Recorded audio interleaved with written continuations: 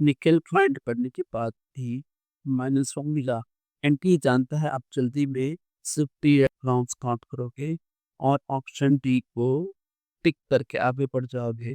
देखो D block का ये काउंटिंग ट्रैक।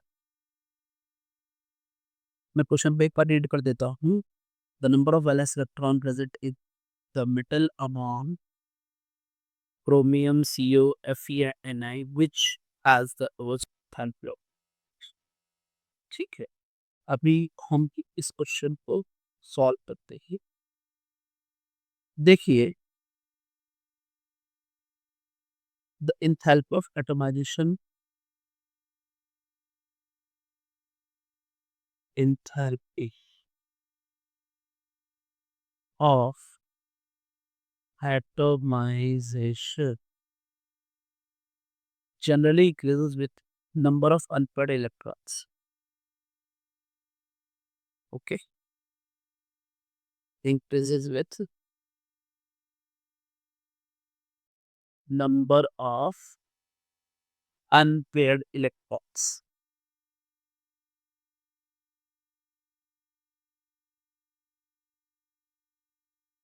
ठीक है, और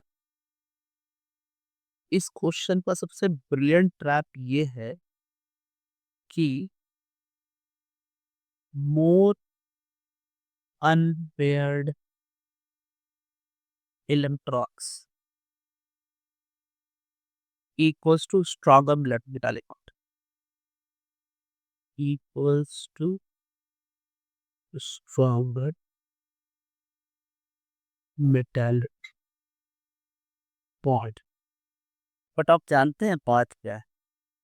बात यहाँ पर ये है कि ये जो क्रोमियम है ना, जिसका इलेक्ट्रॉनिक कॉन्फ़िगरेशन 3d5 8 4s1 होगा, तो क्योंकि सारे इलेक्ट्रॉन अनपेयर्ड है, सारे के सारे है, मतलब सारे के सारे की बात हो रही है, तो उस वजह से स्टेबल इलेक्ट्रॉनिक कॉन्फ़िगरेशन भी है और ये चाहेगा ऐसा ही रहना। और इसी वजह से इसका जो लोएस्ट एटॉमिक थी, मैं फिर से आपको ये बात बताता हूँ, क्योंकि इलेक्ट्रॉन सारे हाफ फील्ड हैं और ये सबसे स्टेबल यहाँ पे इलेक्ट्रॉनिक कॉन्फ़िगरेशन है, तो इसीलिए जो एंथैल्पी ऑफ एटॉमाइजेशन है ये सबसे लोएस्ट होगी इसकी। इवन मैं आपको थोड़ा टेढ़ा नहीं करके बताता हूँ कि क्रोमियम का होगा 397 किलो जूल पर, और Fe का हो जाएगा 416 किलो जूल पर मोल, एंड कोबाल्ट का 425 किलो जूल पर मोल, and the last one is nickel जिसके लिए 430 किलो जूल। तो द आंसर इज कि डी और एस को मिलाकर हमारे वैलेंस बोलते हैं।